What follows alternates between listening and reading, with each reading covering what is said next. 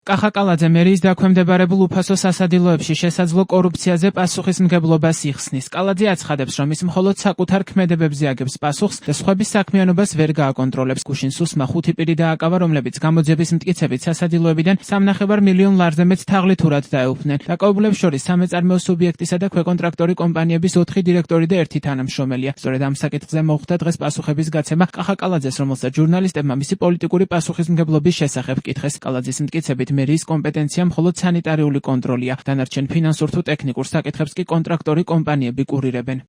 64 უფასო სასადილო გვაქვს დედაქალაქში. რა თქმა უნდა, მუნიციპალიტეტის თანამშრომლები სისტემატიურად ახორციელებენ სანიტარულ მიმართულებაზე შეფასებას, დათვალიერებას, რომ რაიმე პრობლემები არ იყოს აღნიშნული მიმართულებით, რაც შეეხება თვითონ პროდუქციის მიღება, ჩაბარებას, ბენეფიციართა აღრიცხვას, კონტროლს, ეს ყველაფერი ევალება კონტრაქტორ კომპანიას. პასუხისმგებლობა ვისაც ეკისრება, ვინც დანაშაულს ჩაიდეს, ვინც არ უნდა იყოს, როგორც არ უნდა იყოს, ყველა აგებს განმეცინაშე პასუხს. უფასო სასადილოებში ფულს იპარავდნენ, თქვენი ბრალი არ არის. ბაღებში ხდებოდა იგივე ცოტა ხნის წინ გამოვლინდა და თქვენი ბრალი არ არის.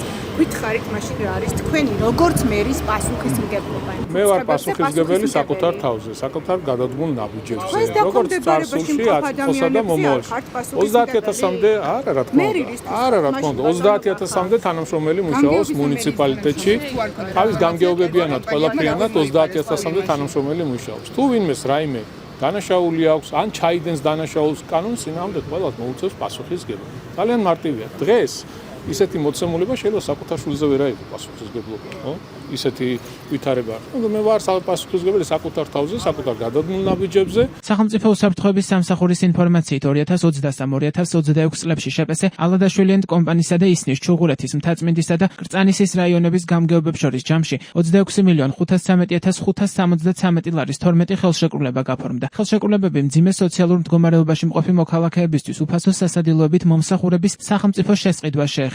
სუსის თანახმად, შეპესე ალადაშვილი ენდ კომპანიის დირექტორმა 22 სასადილოდან 4 გამგეობებთან გაფორმებული ხელშეკრულებებით გათვალისწინებული პირობებით სამართლებად ქვეკონტრაქტორ კომპანიებს შეპესე გიდ, შეპესე ბადეს და შეპესე ალიონს გადასცა. დინარაძის უწყება ამტკიცებს, რომ ისინი 2024, 25 და 26 წლებში ყოველდღიურად 14,451-მდე ბენეფიციარს არა კეთილსინდისიერად ემსახურებოდნენ და ნაკის რვალდებულებებს არაჯეროვნად ასრულებდნენ. დაკავებულებს ბრალის დამტკიცების შემთხვევაში 6-დან 9 წლამდე ვადით თავისუფლების აღკვეთა ემუქრებათ.